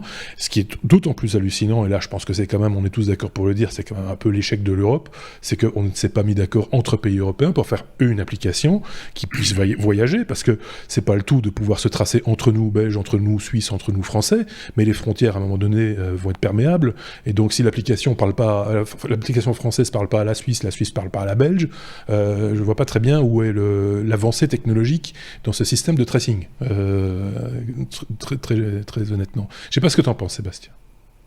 La même chose que toi. L'Europe a brillé par son absence pendant toute la crise, pas rien que sur l'application. Pour une bonne raison, c'est que les compétences de santé ne sont pas des compétences européennes. Alors, c'est pour ça, je dis pas que c'est bien ou pas, mais voilà. Et encore une fois, pour l'aspect Stop Covid, il n'y a pas d'Europe. Juste une anecdote, c'est les réouvertures de frontières qui sont à des dates différentes entre la France et la Belgique. On peut passer dans un sens, mais on peut pas revenir. C'est-à-dire qu'un Suisse peut aller en Italie, mais il peut pas revenir chez lui. Il peut encore moins venir en Belgique. C'est bizarre. Ou en France, il peut pas aller. En Belgique, il pourrait, mais il n'y a pas de frontière avec l'Italie. Donc, donc faut prendre tant sur le plan de la santé que sur le plan de la technologie, ça aurait fait du sens d'avoir une seule application au niveau européen. Enfin voilà. Et le kit, entre guillemets, le kit qui était proposé par l'association de Google et d'Apple pour le coup, quand on lit un peu la documentation et qu'on s'intéresse un peu de près, c'était une bonne base de travail pour faire même une application qui pourrait être universelle, qui pourrait fonctionner partout, quelque part. Tellement de politique là-dedans, Thierry l'a dit, je vais m'afficher moi comme le petit Gaulois qui résiste, enfin dans ce cas, c'était pas un Gaulois qui résiste aux géants de Cupertino, bien sûr. Parce que ce serait pas étonnant, connaissant nos pays, je m'adresse à Thierry, qu'on ait une application en Belgique qui soit une application flamande, et puis une application bruxelloise, et puis une application wallonne, tant qu'à faire, tu vois. Oui, exemple simple. Faisons simple. Et la Suisse pourrait faire pareil, très, très honnêtement. Et puis des applications qui, en fonction de l'altitude, n'auraient pas le même comportement, tu vois. Au-dessus de 2000 mètres, tu traces pas de la même manière qu'en dessous. Il faut être très clair là-dedans. Donc, enfin, voilà, ça tourne un peu au ridicule. C'est bien dommage parce que ça pourrait être un outil. Alors, c'est pas l'outil parfait quand on écoute un peu les spécialistes. C'est pas l'outil unique dans l'arsenal des outils de tracing qui existent, mais ça en fait partie. C'est un des éléments. C'est dommage de le gâcher pour des raisons bassement politiques. Voilà. Tu voulais rajouter un truc? Maintenant, si je peux prendre le contre-pied, juste pour dire que ces coûts-là, à l'échelle des milliards qui ont été ou qui sont injectés dans les économies pour les redémarrer, c'est peanuts, quoi. C'est peanuts. On est d'accord. Est-ce que ça peut faire gagner ce que ça peut faire gagner aussi qu'un genre dans l'avenir, dans le cas d'une seconde vague ou de quelque chose comme ça, tu vois, pourquoi discuter, quoi. On n'a pas la réponse. Si vous l'avez de votre côté, n'hésitez pas à nous la donner. Hein. On est client, hein. C'est clair. On ne payera pas, mais on est client. N'hésitez pas, c'est dans les commentaires et les liens, évidemment, vers les articles qui ont suscité ces quelques réflexions. Vous les trouvez aussi dans notre blog lestechno.be et en description de cet épisode dans les plateformes de podcast et sur YouTube. Petite information de service, j'ai presque envie de dire, Thierry, R comme routeur. Ouais. Ça c'est bien, ça prouve que la communauté, j'en parlais juste à l'instant, ça fonctionne. Exactement. Rappelons le contexte. Je suis toujours ravi de voir autant d'interactions sur la chaîne YouTube, tous les commentaires. J'essaye de prendre du temps pour aller, moi aussi, me fendre de réponses et autres précisions. Et comme tu le fais, Marc, à chaque début d'émission, cette fois-ci, c'est à mon tour de remercier un spectateur, un auditeur, un regardeur, un viewer, enfin bref, un internaute, un luxembourgeois, un humain qui aime les technos et qui écoute ce qu'on raconte, surtout quand on est dans un épisode interminable d'1h38, dans lequel je parle de la tristesse du désert qu'il existe en matière de technologie pour se connecter à la 5G. Alors, je ne parle pas du téléphone, je parle des routeurs. Et là, j'ai un scoop pour vous, puisqu'effectivement, cet internaute, ni plus ni moins, m'a envoyé, je garde le flou comme ça, on garde le secret sur cette boîte. J'ai reçu une boîte, je vais quand même l'ouvrir et vous montrer son intérieur très très rapidement, mais ça fera l'objet, je pense, d'un hors-série, puisqu'effectivement, cet internaute a décidé ni plus ni moins de se dire « Ah, mais ça t'intéresse, le routeur 5G, pouvoir se connecter à cette fréquence, toi qui habites en Suisse, qui est effectivement un des pays les mieux couverts avec la Corée, eh bien, pourquoi tu n'essayerais pas un de nos routeurs ?» Le voilà. Donc il est voilà, c'est une grosse boîte blanche. Hein. Parce qu'il est toujours flou, parce que ce qu'il faut dire à ceux qui ne regardent pas le podcast, mais même ceux qui le regardent, c'est que on va lui mettre des yeux. Thierry communique avec nous via Skype. Comme c'est le bordel chez lui, il a utilisé le petit algorithme qui permet de flouter l'arrière-plan. Et comme cet algorithme ne reconnaît pas le routeur comme étant un visage, ce qui est assez logique, il le floute aussi. Donc tout est flouté, sauf le visage de Thierry. Et donc il s'agit d'un routeur. C'est du teasing. C'est du teasing. Je voulais de quel modèle s'agit-il cet internaute de nous mettre à disposition pendant 2-3 semaines ce routeur 5G qui a.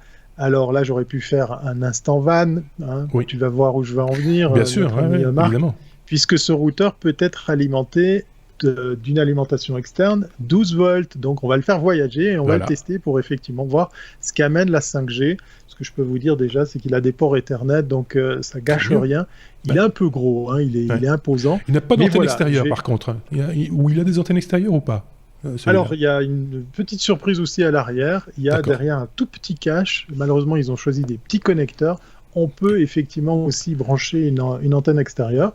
Et j'ai envie de croire que, puisqu'on est dans cette gamme de fréquences, c'est peut-être pas forcément nécessaire. C'est d'ailleurs un petit peu l'avantage du test que je vais faire. On va l'utiliser en itinérance telle qu'elle. On va l'alimenter en 12 volts et on va se faire plaisir à avoir la fibre dans un van. Voilà. Donc merci beaucoup et puis restez connectés parce que ça fera l'objet d'un hors-série sur un test produit qui me ravit. Enfin avoir des très très hauts débits à bord d'un véhicule, ça va être juste génial et je remercie par avance cet internaute. Je verrai avec lui si j'ai le droit de citer au moins son prénom. Oui, parce que ici son prénom, c'est pas un problème. Voilà, Philippe et on a ici un Huawei 5G, le CPE Pro, qui fera donc l'objet de ce numéro spécial. Voilà, on fera un petit hors-série, tu vas nous filmer ça, parce que tu fais ça très bien, donc tu vas filmer un petit peu tout ça, et puis on mettra ça comme hors-série, on en reparlera, on mettra un petit hors-série dans les semaines qui viennent, peut-être pour cet été par exemple, oui, voilà. Ça t'as bien Là, le temps c'est tout frais, puisqu'effectivement il arrive aujourd'hui, et il repart demain avec moi, avec Yoko, puisqu'on va prendre la route demain, donc on va tout de suite le mettre à contribution. Voilà. Et si ça fonctionne bien, si la 5G fonctionne bien en Suisse, etc., ben là on en fera un petit hors-série qui intéressera tous ceux qui s'intéressent à cette technologie. Je le rappelle, c'est quand même un des enjeux de la 5G, c'est d'avoir cette connectivité Internet à haut débit, où qu'on soit, en itinérance, quand on part en vacances, quand on va, comme tu le disais, en van ou en camping-car, n'importe où, de pouvoir conserver cette connexion à Internet dans de très bonnes conditions et avec de très haut débit. Ça, c'est vraiment l'enjeu en question. On aura certainement l'occasion encore et encore de parler de la 5G, des dangers, des pas dangers, des pilounes brûlées, de ce que ça fait au vaccin. Pour les cheveux, il paraît que ça fait pousser les cheveux, je sais pas. Regarde-moi. Ah bon, alors. Mais je suis en train de les perdre parce que je n'ai pas la 5G, à cause des écologistes. Voilà. Tout ça est lié. Tu sais bien, c'est comme ça. On peut passer à la suite ? On est à la lettre U, U comme uniforme. On va parler avec notre fashion victime du jour, celui qui critique allègrement les chemises des autres. Il faut bien le reconnaître, parce que je signale quand même que ça fait. On a commencé il y a à peu près quoi ? J'ai pas le chronomètre. Il y a quand même 1h20 maintenant. C'est tout. On est spécialisé dans les bons numéros, définitivement. Donc tu n'as pas encore critiqué la chemise de notre camarade. Non, je le fais hors caméra. Tu le fais toujours hors caméra. Ils ne se connaissent absolument pas. C'est la première fois. Je tiens à signaler qu'ils enregistrent un épisode ensemble. Le premier contact, c'est Thierry qui dit « C'est quoi cette chemise ? Rentre chez toi. » Mais je suis chez moi. On est synchro sur les coups. Non, j'étais en face de deux Belges qui pouvaient peut-être faire appel à leur connaissance cinématographique. Tu vas vite me changer. C'est un début de phrase d'un dialogue très célèbre. Ah bon ? Oui. On va falloir creuser. De la semaine passée. Connaissez la réponse. Si vous connaissez voilà, exactement. Merci Sébastien. De quel film ? Alors c'est facile pour l'indice. De quel film belge je fais référence ? Tu vas me soigner cette mauvaise peau. Ça ressemble à une phrase Et sur ce thème-là, bien tu vas vite me changer cette chemise. D'accord. Et bien je vous laisse me dire en commentaire de quel film, très très bon film belge, ou en tout cas avec du belge à l'intérieur, je fais référence. Voilà. N'hésitez pas à laisser ça en commentaire. Voilà, et comme ça on saura qui a tenu 80 minutes. Voilà, exactement, surtout ça. U comme uniforme. C'est un double gag, puisqu'effectivement on va parler d'aéronautique, puisqu'effectivement dans l'alphabet aéronautique, pour le U on dit uniforme. Pour pouvoir les placer dans n'importe quelle langue, mais on va plutôt parler de costumes. C'est les fameuses tenues de nos deux héros américains. En tout cas, c'est Donald Trump qui se réjouit de pouvoir les féliciter quand ils reviendront de la station ISS. 19 ans que il n'y avait pas de vol habité. 9 ans. 9 ans, ouais. 9 ans, 19 ans, beaucoup d'années, voilà. Oui. que effectivement, les Américains n'étaient plus partis à bord de leur propre matériel. Et puis, quand c'est Elon Musk qui s'en occupe, il va jusqu'au bout, puisqu'effectivement, on découvre là les images de ces fameux costumes. Moi, je vous dis uniforme, mais on parlerait plutôt de costumes. Il y a un mélange de Batman, de Thor, de super-héros. Il y a vraiment un travail au niveau design. D'ailleurs, il est allé chercher un grand nom dans ce domaine. Et on raconte que Elon Musk a tenu lui-même à donner sa patte et son impulsion sur le choix de la tenue. Ça va très très loin, puisque si vous avez regardé le décollage et puis après l'amérissage de la station sur la base de l'ISS, en fait l'intérieur est très bien éclairé, éclairage indirect, les écrans tout en bleuté, en plus d'être tactile. On est vraiment dans la recherche de l'image, du design, et ça a commencé avec ces fameuses tenues, avec ces fameux costumes. Moi, j'ai envie de dire qui en jette, quoi. On a l'air d'être simplement équipé d'un petite veste, d'un petit truc. Ça a l'air léger, ça a l'air tout simple. Donc, on se demande si c'est vraiment efficace pour, par exemple, pourquoi pas sortir dans l'espace. Ah, ça, non, je crois pas. J'ai des doutes. Voilà, j'ai des doutes. Mais par contre... Non, mais je l'avais évoqué quand parce que ça fait quand même 2 semaines qu'on parle de ce lancement. Il est vrai historique. Ça, depuis 9 ans, c'est vrai, tu l'as dit. En 9 ans, c'est la première fois qu'un Américain quitte le sol américain pour rejoindre l'ISS avec les propres moyens de la NASA, et ici d'une société privée qui est SpaceX. Et effectivement, il y a toute cette imagerie, on l'a déjà dit plusieurs fois, qu'Elon Musk a un petit peu imposé à SpaceX depuis le début, qui a complètement repeint, hein, on va dire, l'image qu'on a de ces lieux un peu rugueux que sont des capsules Apollo, même la navette spatiale. Il y avait une analogie entre le panneau de contrôle du cockpit de la navette spatiale à côté du panneau de contrôle ici de Crew Dragon. C'est un monde de différence. On est dans de l'écran tactile. Il y a cette image avec 30 ans d'écart entre 3 images, Apollo, les navettes et effectivement SpaceX. C'est juste bluffant de voir l'évolution. Voilà, c'est une superbe évolution. Ça passe aussi par là. Je pense qu'ils se sont pas trompés non plus, parce qu'il faut communiquer ça au public, à les lecteurs, aux gens qui payent des impôts aussi. C'est de la communication. Hein. Il faut montrer des trucs un peu qui sortent un peu de l'ordinaire. Si c'est pour de nouveau montrer des petites capsules toutes grises, toutes sombres, avec des grosses combinaisons où tu ressembles à un bibendum et un gros casque tout moche qui date des années 70, ça va pas le faire, quoi. À un moment donné, il faut faire un peu de trucs un peu jeunes, quoi. Et ça marche, ça fonctionne. Ouais. Voilà. Je vois Sébastien qui acquiesce dans son coin, mais... Non, c'est de la com, c'est du marketing, c'est de la com, et SpaceX et Elon Musk sont bons pour ça. Et puis, la technologie a évolué. Bien entendu. Vous parliez des navettes, ça a été conçu dans les années 80, les navettes, il y a 40 ans. Conception des navettes. C'est la machine la plus compliquée que l'homme ait fabriquée, la navette spatiale, et la plus chère aussi, je pense. Et voilà, quand on parle de la NASA et de la conquête spatiale, on est chaque fois dans les superlatifs. La fusée qui faisait le plus de bruit, la navette l'objet qui était le plus compliqué. Et ici, on est sur quelque chose qui paraît simple, qui paraît presque lisse, presque naturel, presque fluide. Moi, j'ai tout regardé, le décollage, l'arrimage, et non pas l'amérissage. L'arrimage... Oui, sinon, il y a un peu beaucoup d'eau. Oui, c'est ça. Et quand je dis arrimage, je suis même pas sûr que ce soit. Oui, je pense que l'arrimage. Donc voilà. Et parce que j'avais fait le test, parce qu'il y avait un simulateur en ligne qui vous permettait de vous aussi vous essayer à le faire en manuel, parce ils l'ont fait en manuel. Ils avaient déjà validé sans passager à bord de la capsule le mode automatique, donc ça fonctionne. Et là, ils ont validé en plus l'approche en mode manuel, tel que vous aviez peut-être pu le tester dans une espèce de jeu vidéo en ligne, qui est pas tout simple, parce qu'il y a quand même des dimensions à gérer un peu dans tous les sens, et qui nécessite et la latence, et voilà, et c'est assez bien foutu, c'est très malin, c'est bien fait, c'est un beau succès. Bon, maintenant il faut revenir. Ça sera complet que quand on sera revenu, parce qu'il faudra quand même pas revenir en biscotte grillée non plus, donc on attend le retour. Ça peut prendre quelques semaines à plusieurs mois. Ils ont prévu du temps apparemment sur l'ISS. Je sais pas ce qu'ils vont faire, un barbecue peut-être. Ils ont Netflix. Ils ont Netflix aussi. Mais de toute façon, il y a une date de péremption, il faut le savoir, la capsule Crew Dragon pour le retour sur Terre. Ils ont besoin des combustibles pour se détacher, etc., et pour manœuvrer.